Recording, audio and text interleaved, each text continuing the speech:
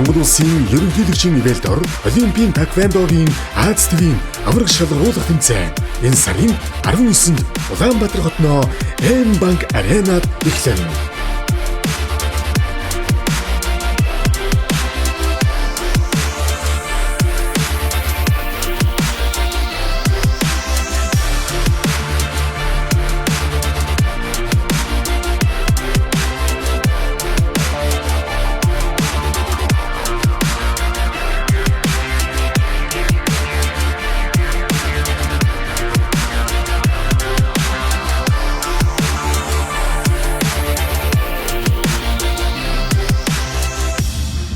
Энэхүү тэмцээн нь 2026 оны 9 сарын 19-нд Японы Aichi муж Нагоя хотноо эхлэх Азийн зуны 20 дугаар спортын наадмын эрх олгохоор онцлогтой.